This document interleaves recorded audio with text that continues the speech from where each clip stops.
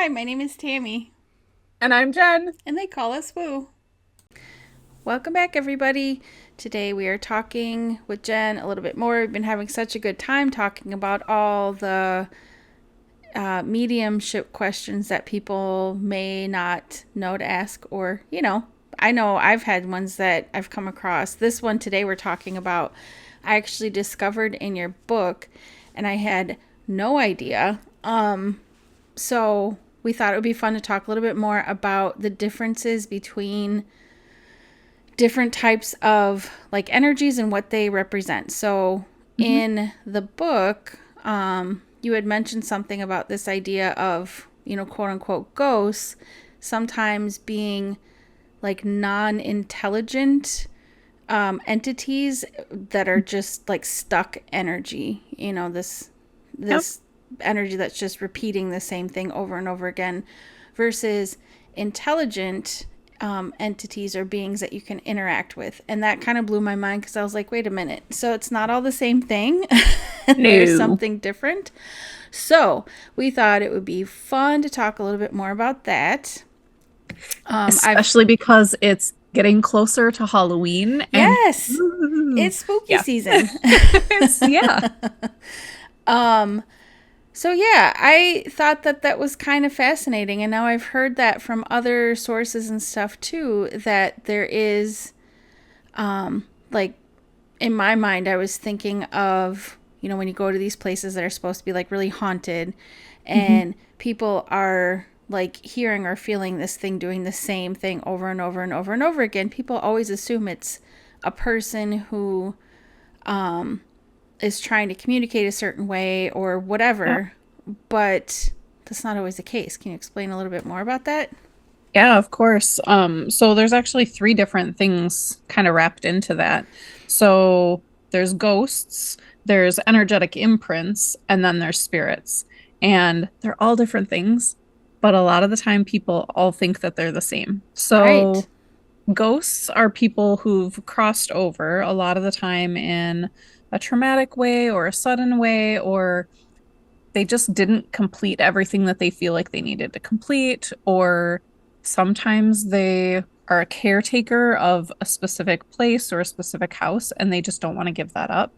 And so they continue doing the same things that they would do when they were living. So they're not interacting with anybody. Um they're not really communicating with anybody. They're just continuing to live the way that they were living before, Okay. because they feel like they need to complete something. So it's not like um there was one parapsychologist expert that he said that they're like psychotic human beings where they don't really have the sense to really fully interact with people. Like they recognize what's going on around them some of the time, but they're not fully aware and able to interact. So they're just moving forward in this narrow perspective, doing what they want to do. Okay. Um, Energetic imprints, which people will also call ghosts, are what you were talking about when you go to a haunted place, like you go to a haunted house or a haunted hotel, and there's a ball that will roll down or you hear it rolling down the stairs every night at a certain time, or there's a rocking chair that just keeps rocking the same time of the day, the Mm-hmm. same pace. It's always the same thing. It's an energetic imprint. So it's somebody who was there before and their energy is stuck in that space and that time. So a lot of the time, that's stuff that you can just clear out. You can clear the energies of it and it will stop. Sometimes it takes a few times to clear it out because it's there and it's part of the energy of the space. And then there's spirits who are intelligent beings, they're sentient beings who are there interacting. So they've crossed over, they've done the work after they've crossed over, like we talked about the last couple of weeks, and they're coming back to interact. They're coming back to impart information or to give messages to people who are here or to help move things along in the space that they were in before. But they're very aware of what's going on, and they're very aware of how they're interacting with people. That is so fascinating. I actually read that part of that like shortly before my family visited Colorado and we went to the Stanley Hotel. Hmm. So I thought that was really funny because I was like, oh, this is a whole different thought process about what some of this might be. So, how would you know the difference? Like, how would you figure out the difference between an energetic imprint versus a spirit or a ghost? So a spirit is going to interact with questions that you give, or so it'll be like if somebody goes and does an investigation. I don't know if you've ever seen when they do like the mag light, the flashlight Mm-hmm. tests. So what that is you turn on a flashlight or you have a flashlight sitting in a certain spot and you ask the spirit to turn the flashlight on or off to give you answers, or you ask them for a sign that they're there, or Mm-hmm. some people will use spirit boxes where it's white noise and then voice will come through. Mm-hmm. um, if you ask and you get an intelligent answer, then you know you're dealing with a spirit, um, somebody who can communicate with you. When it's an energetic imprint, there's not going to be any communication. There's not going to be any deviation from the specific thing that's been happening. So, So, like, like I if they said, were saying something, it would just be the same thing over and over again, maybe? Like, could they communicate? Could an energetic imprint um, communicate if it so was doing the same thing over and over? yeah, yeah, it could be like a noise. Okay. Um, it could be a vocal cue, so it could be a word that's being repeated over and over and over Okay. again. But it's not going to change. Like it's not going to Sure. deviate at all.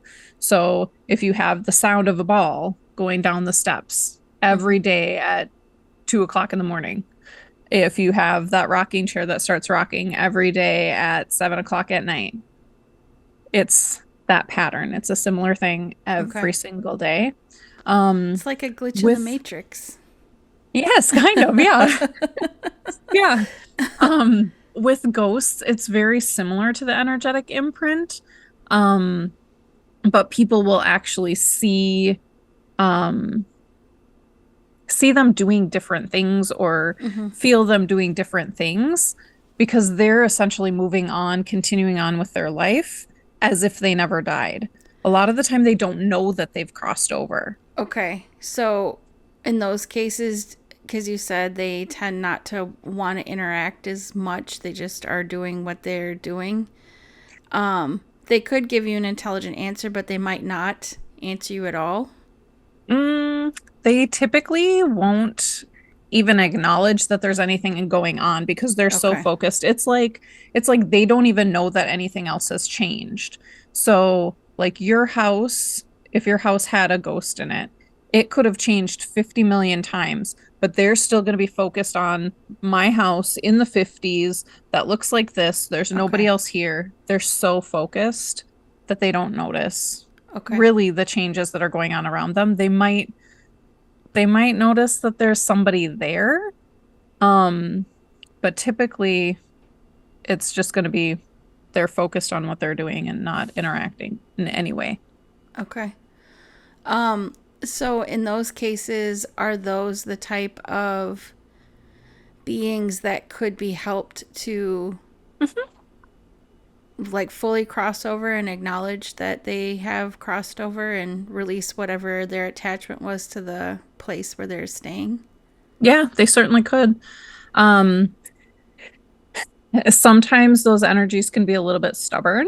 Obviously, if Once, you're very attached to where you are, you're not going anywhere. You're probably yeah, stubborn.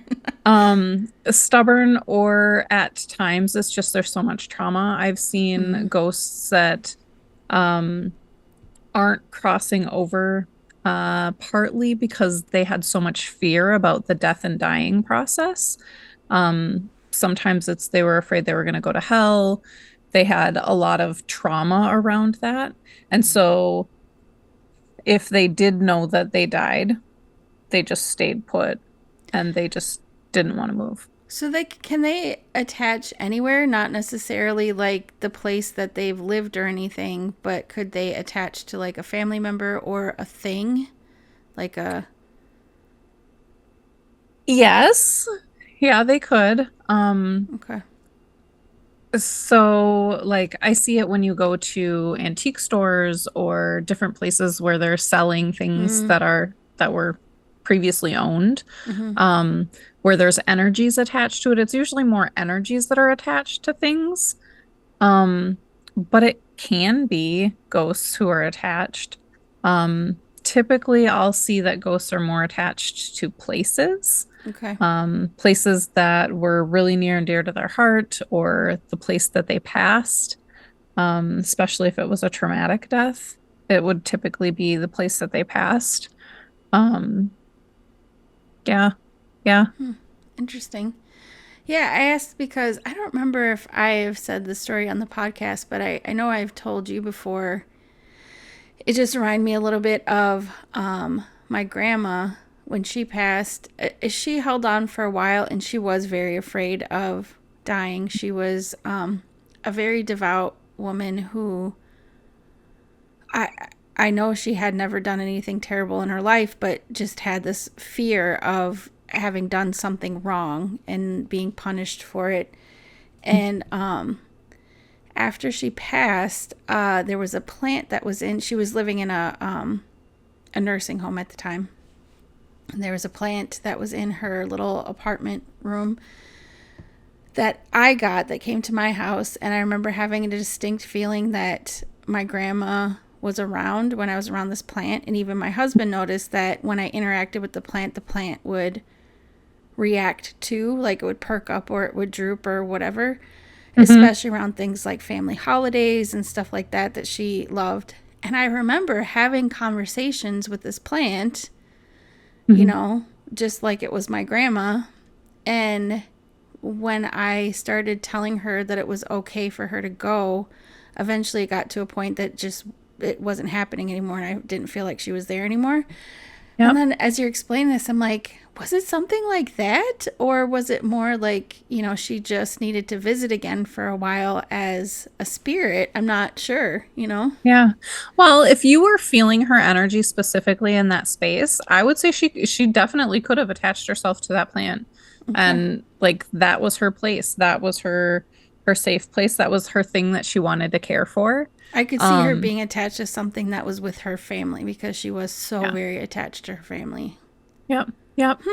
Well, Interesting. and wanting to continue caring for that and wanting to continue carrying that energy forward. Mm-hmm. So being able to go with the plant would allow her to not only care for her family, but Mm, to continue on the life of that plant, sure. which would be potentially passed along to other people in the family. So it can be a conscious choice to attach to a certain thing or Um, I don't know the answer to that question. okay. I really don't. That would be something that I would have to meditate on and ask. Interesting. Um Yeah, I know I segued out a little bit, but it also my other question is this you brought this up when you're talking about going in antique stores. So there can also be things that are not energy imprints, ghosts or spirits attached to stuff too, right? Because I have certainly gone into places where I felt so sick when I was around a certain area and I was like I can't be here and I Yeah, needed to go. so you can have energetic imprints that are low vibrational energies. So still an energetic imprint, but it could be the person who owned it before just had really bad energy for the lack of better words. Um, and that energy imprinted into an item. But Mm-hmm. you can also have, and this is where I think you were going, like entities and attachments and like demonic presence, things like that. That can, of course, also be, we've all seen those lovely movies like Right. Annabelle and things like that. Yeah.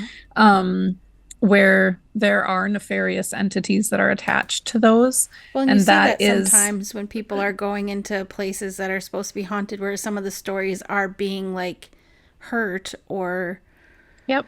something like that, which is what you wouldn't assume a ghost that's just working their job or just being there, or an energetic imprint of just a person, a little kid, playing with a Yep. ball, or a spirit would do that. So you would assume there'd be other Yeah. things. Yeah. So the more nefarious energies, a lot of the time there's um, rituals involved or some type of uh, spells, things like that, that can cause some of that. Mm-hmm. Um, there's just flat out demonic presences, areas that have open portals, open vortices, things like that, which would allow energies to come in from other places, depending on what's going on. Mm-hmm. So if you have low vibrational things going on, like people doing rituals, harmful rituals, Mm-hmm. that can bring those energies in. Um, and I I would say that people, human beings, can place those energies on things, but then you can also have the entity that's actually attaching itself to something. Okay. So there's multiple different things going on there as well, where it could just be energies that were placed there. It could be um like spells and casting that was actually placed on an object, or it could be the entity itself attaching. So is it probably a good idea in general when you get things from, thrift stores and antique shops to do clearing? Yes, Okay. yes. And I would say not even just thrift shops and antique stores, like any store that you shop in where other people might be touching stuff that you're buying. So like everywhere. Um, like everywhere. Um, because we're energetic beings. So everything that we're touching, we're leaving an imprint of ourselves there. Mm-hmm. So I talk about this with energetic tools that people are buying. Like if somebody's going and buying crystals and stones or pendulums, things like that, other people are touching those and imprinting those Mm-hmm. items with their energy. So then when you bring them home, if you're not clearing them, you're bringing the other people's energy into your home, into your space, into your sacred rituals, any of those things, you're bringing that energy with. So it's always good and important to Sure. clear those items. Well, and for those who may not have listened to that, we did talk previously about different ways you can clear stuff, Mhm. but also you can imprint stuff with your own energy that can sometimes it can absorb things that maybe we don't want to keep around and stuff too. So I mean, that makes sense, just clearing in Yeah. general for other people's things too, but yeah, I mean, I know I've encountered a few things in my life that had something, I don't know, something strange attached to them, but there is a Yeah. specific antique store, and I don't know if it's the building or something in the space that's not too far from where I live, that I cannot go into the back room because I feel so Mm. sick. Yeah. And sometimes I wonder, because it doesn't feel like, I mean, I know one of the major indicators I get with knowing that there's something else around is like sharing feelings, like Yeah. feelings or emotional feelings or feelings within my body. And that doesn't feel to me like, oh, this is just something that somebody was feeling or they were scared or whatever. It feels like I shouldn't be there. And Yeah. that's creepy. Yeah. And, Yeah. it's funny because I know some other people that I've talked to and they didn't feel it, and others that were like, yeah, there's something really weird in that room. Yeah. So I don't know. Yeah. I always have a hard time with antique stores that have like old military uniforms. Oh, I didn't I have even a think about that. Yeah, I have a really hard time with military uniforms, specifically like World War II uniforms. Hmm. Um, like if I walk in and I touch one of those, I gotta get out of there. Like there's too much energy, like just sitting in those uniforms. Yeah, I can imagine lots of trauma sitting in those. Yeah, yeah. Yikes. And we have a veterans museum not too far from where I live now. And I was in there the other day for a business meeting and I was like looking around and all of the mannequins that have military uniforms on, I was like, oh gosh, I hope I don't have to stand next to one of those while we're doing like our going around talking about our businesses because I was like, I'm gonna be so distracted by Oh the my energy of all these goodness. things. And I mean, you don't think about those things until you walk into a place where they've brought all of these different items, like different medals and different like maps of places and different guns and different uniforms and like all of these things Mm, are all in one place. And I was like, mm. ooh. But That's got to be yeah. intense. Yes. Yeah. Well, that's kind of interesting then, because I know we've also talked before about how you can, sense different energies and stuff, how we all can. And there is spaces that you can walk into that immediately make you feel a certain way, like really like low or Hmm. depressed or sad or whatever the case may be. And now that's got me wondering if maybe sometimes there's just some connection with something that's still sharing that space. Yeah. Yeah. Because, A lot of the time. I get depressed when I when I walk into Walmart. No offense for anyone who shops at Walmart, just because of the lighting and stuff. But it's different. Like this is a different thing that I'm talking about. Like it's Yeah. sometimes you walk into a place and you're just like, ugh, this Yeah. is a really like sad place. Yeah. Yeah. Well, so I used to live in a really small community up north, and the space that I lived in, like the town that I lived in, was listed as one of the most haunted places. And there were a lot of people that when they would drive into the town, they just felt like they needed to leave. Like Mm, they're like, I don't know what it is, but I don't feel welcome here. And it was interesting because it was a lot of native burial grounds were there. mm, And the land was very, very protected. It was sacred land. And so I would drive in and you could see all of the warrior spirits lining the roads.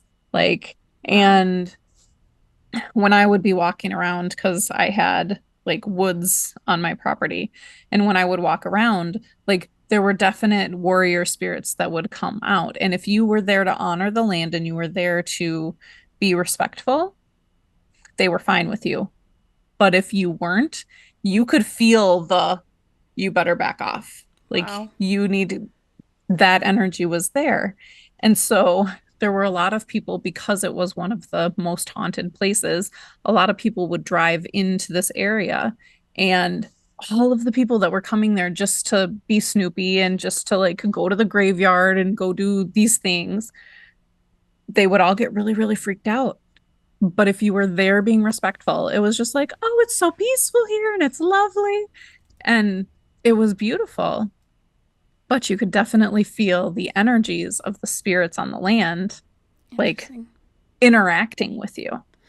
Well, that And brings up some other good points too. Sorry, keep going with mhm. what you're saying. Well, I was going to say, and there were also ghost spirits who were on the land Mm, that they had traumatic deaths or they had things happen and they were there on the land, living out their lives on the land. So sometimes I'd walk out into the woods and I would see a mother with her baby like in the middle of the woods, just caring for her baby and completely oblivious to me being there.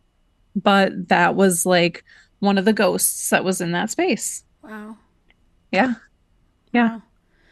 Yeah, I would imagine you probably encountered that a lot given our country's history with treating people really terribly in slavery and, what happened with the Native American populations and stuff. I would imagine there's probably a lot of that areas that feel still like someone's trying to protect them or have a lot of like trauma in the ground in the area. Yeah. Um, that did bring up the thought though, because we kind of talked about this before, the two of us, about people who are like ghost hunting or, looking for this kind of stuff, because Yep. it's a fascination, right? Like a lot of us Hmm. have a fascination with this. Death is very interesting, and this Yep. idea of spirits and ghosts and energetic imprints, it's all really interesting stuff. But how sometimes the intention, when people go into these places, is to aggravate the Yep. spirits or energies or whatever in the area in order to get a reaction. So going into the area with in positive intention to not Hmm. harm anything will make a difference in how you interact with the area. Oh yeah. Oh yeah, definitely. Um, so a while ago, there used to be up in, let me see if I can remember the place it was in. Annandale, Minnesota. There was an old historic building, an old hotel that was turned into this haunted hotel. The woman who owned it was an amazing chef, but she was a psychic, intuitive, and so she ran this haunted bed and breakfast. And we went there for a ghost tour and like a murder mystery dinner and all these Mm-hmm. things. And she had, because I don't know if she lived in the hotel too. I think she must have lived in the hotel because she had cats in the hotel. Um, but she had a relationship with all of the spirits who were in the hotel. Mm. And so they would work with her on things, and it was like their job to like show themselves and like interact with the guests. And there were several things that were happening in this hotel. Like in the morning when we'd be having breakfast, there was a shelf on the wall that had like bells and little trinkets on it and like plates and glasses. And the spirits, I think that some of them were ghosts who were just there. They Mm-hmm. would move things on the shelves, and you'd be sitting there watching the Mm. glasses moving toward the edge of the shelves. And every once in a while, she'd just get up and she'd push the glass back so that it wouldn't fall. Was it the ghost of a cat? Probably. Just kidding. But she told us a story about one of the rooms had a spirit in it. I can't remember if it was a man or a woman, but she would take the ghost tour into that room, and she would have the spirit like just slightly push the people in the room so that they recognized the energy that was there and so that they were having an experience. While she told all of the people on the tour not to go to the ghosts or the spirits and not to like push and get aggressive with them. Mm-hmm. And she had one person who wasn't a believer who came into the room and just started berating the ghost. Come on, push me. I know you can't do it. And just like harassing the ghost and or the spirit.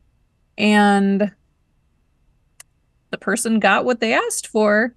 They got shoved into the wall super hard by the spirit.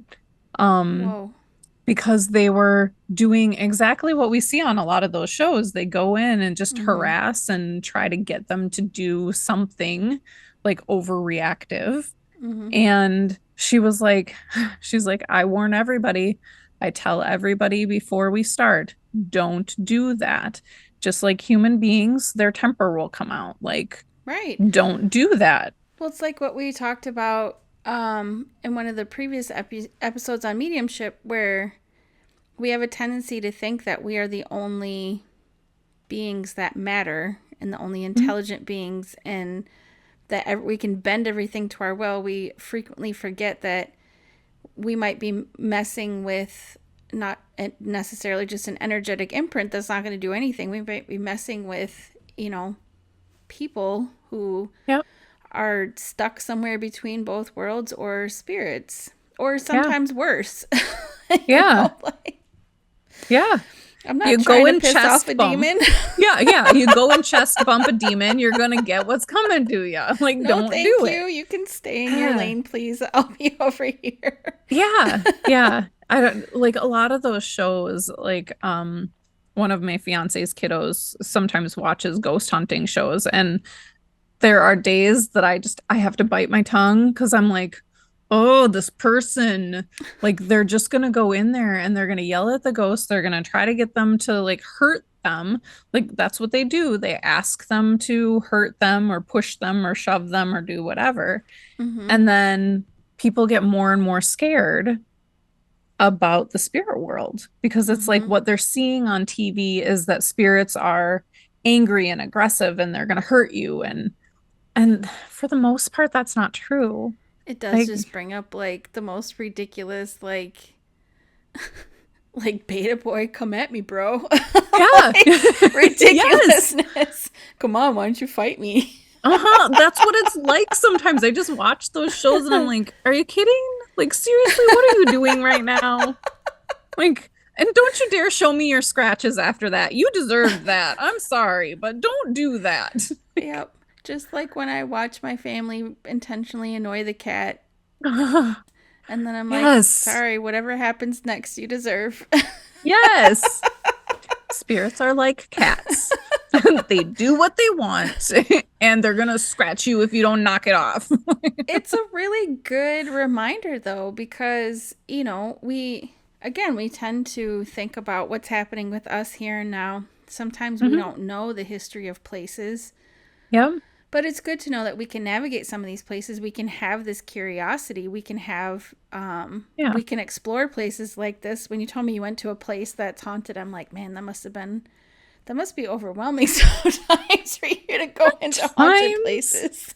Yes, at times. Um, but yeah, if you go into it with an attitude of respect and genuine curiosity, like with any conversation with a human person, you can have lots of hard conversations if you're coming at it from a respectful, Yeah. curious place, and also respecting the no's. I think that's a hard thing too, is Yep. when you aren't viewing these beings as intelligent, Hmm. you might not respect the no.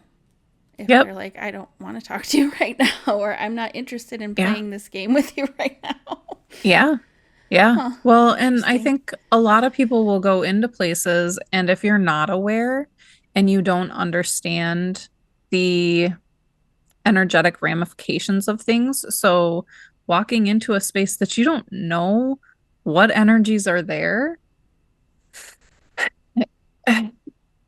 you could be walking into a situation where there are entities there that are harmful.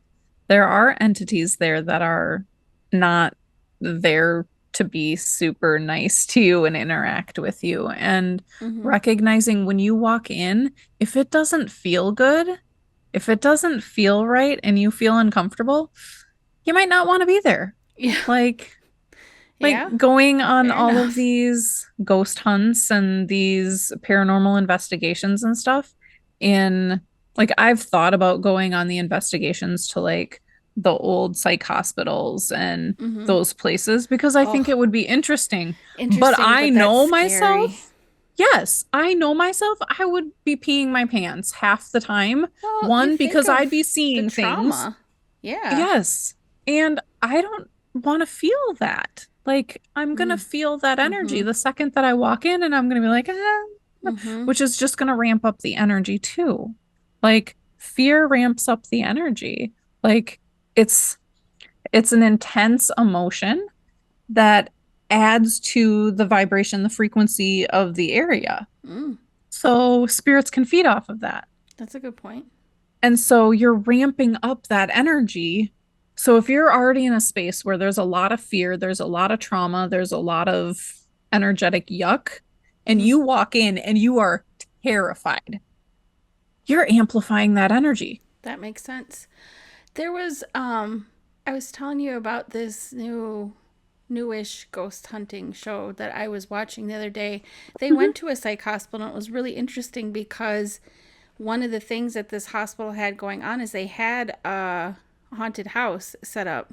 And throughout this, they figured out that the spirits, ghosts, anyone who was still there was like, we don't want that here. Mhm. That it was intentionally like harmful for them, and it felt disrespectful, and it felt, the things that people were saying and doing, they walked in, was harming them. So I'm sure people Hmm. got like thrills because it amped everything up now that you're Hmm. explaining it that way. But I thought that was really interesting where their recommendation for the owners were move that out of the building, move it somewhere else because Yep. they don't want it here. And I was like, huh, that makes a lot of sense then if, Yeah. you know, the attraction is thrilling because Hmm. people are afraid. So it gets more Did they intense. move But it? also they're pissed off. I don't know. I'd have to look and see.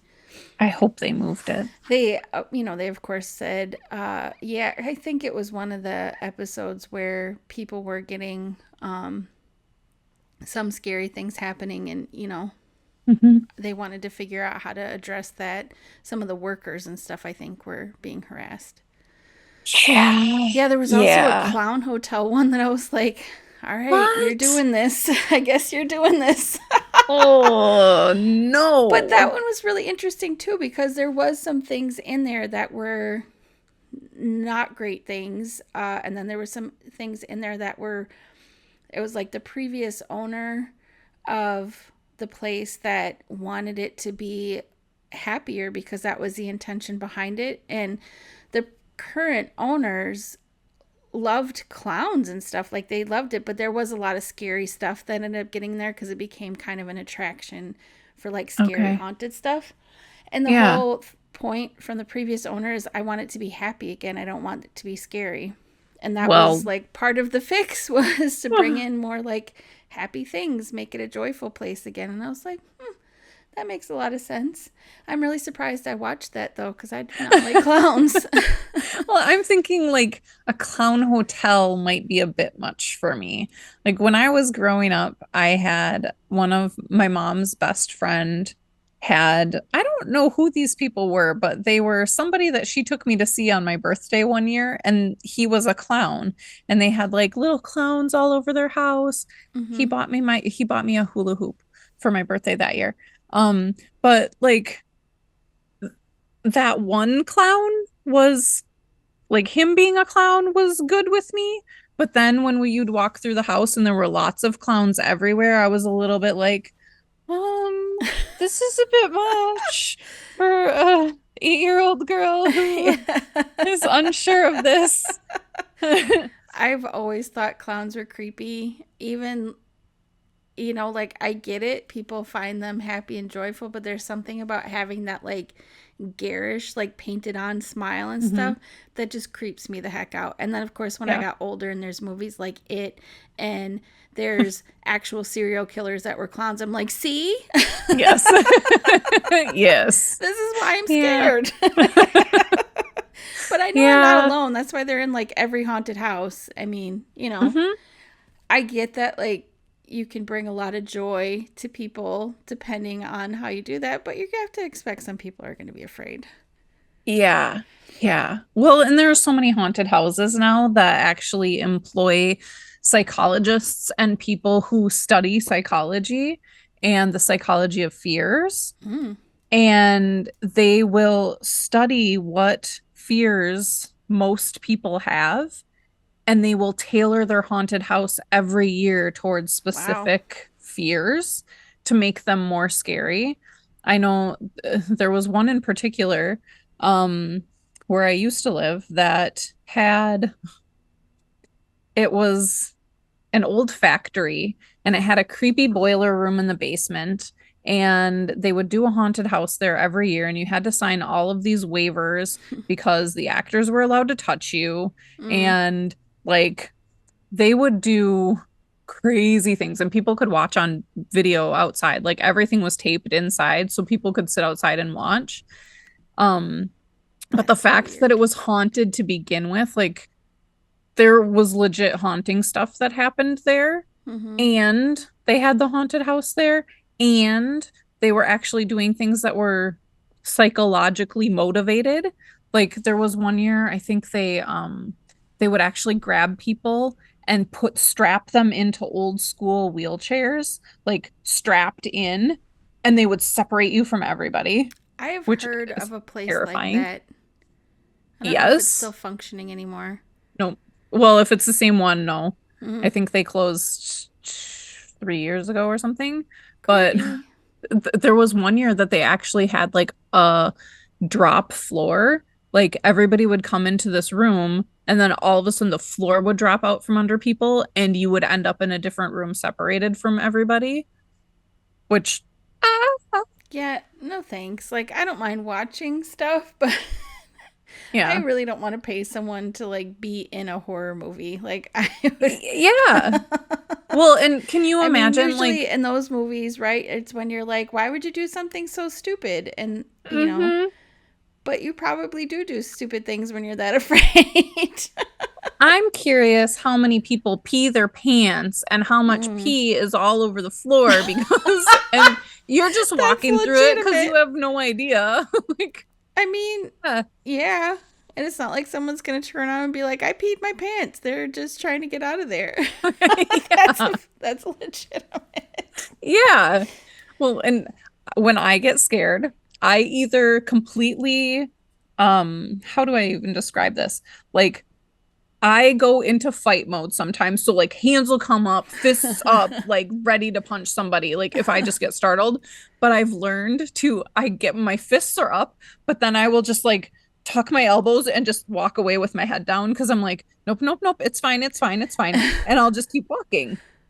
Or I start laughing hysterically and I can't stop. And then I'm like, oh my gosh, I'm going to pee my pants. So then I stand there with my legs crossed, crouching over, trying not to pee and laughing hysterically while I'm terrified that Oh something's going to no. get me. So, so it's one of those things where it's like I have these very different reactions and different responses based Mm-hmm. on like who's around me and what scared me. Like if it's Mm-hmm. just a jump scare, it's usually fists up, just keep walking. But if it's like something that really scares me, I just go into like fits of laughter and can't stop. So You I would don't be even a fun person to go through a haunted house with. usually most haunted houses I just keep like walking. I just keep Mm-hmm. walking.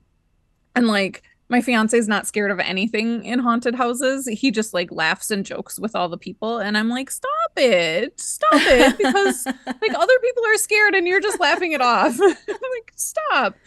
But like with him, we just walk straight through. My ex-husband, actually, when we went through one haunted house, um, got scared by a person with a chainsaw and screamed and shoved me out of the way and ran.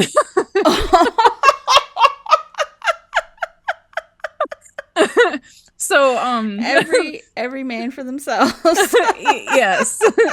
Yes, that is still a joke Oh that my we laugh god. about because I'm like, seriously, you just like threw me at this person and ran. Like, literally threw me at this person Oh and ran. no. That's messed up. Yeah. So after that, I knew if we were under attack, I was fending You're for myself. you're gonna be the first to go if it's anything having to do with your ex. Oh my gosh. Uh, Yeah. But I love haunted houses, but I not when used to they're like not like legit. them as much because my whole theory, which still stands, is that that would be the perfect place to actually kill somebody because everyone would Yes. just be like, oh my God, these are the best special effects ever. And then later on, I've heard stories of people who died in a haunted house, not from being murdered, but like people didn't Yes. know they were there right away. And I'm like, Hmm. see, my theory's accurate. Like, why would I go someplace where it's really easy for someone to kill me? And then Yeah. as I got older, I'm like, whatever. The chainsaws don't actually have like chains on them. It's fine. Mhm. Until they do. Yes. Happy Halloween, everybody. That is the perfect note to end on. And yes, happy Halloween, everybody. I want to continue having these conversations. I hope you're just as fascinated about picking a medium's brain as I am. So thank you for sharing all that with us. Of course, thank you for listening and asking the questions. Continue asking questions. I love it. Yes, happy Halloween, Okay. everyone. Bye, Bye. everybody. Thanks everybody for listening. If you liked what you heard today, please subscribe and check the show description for the links to the show. We would love to hear your thoughts below on this episode, as well as anything that you'd like us to talk about on future episodes. Remember, everybody, you are unique just the way you are, and that is why they call us Woo. Mm-hmm.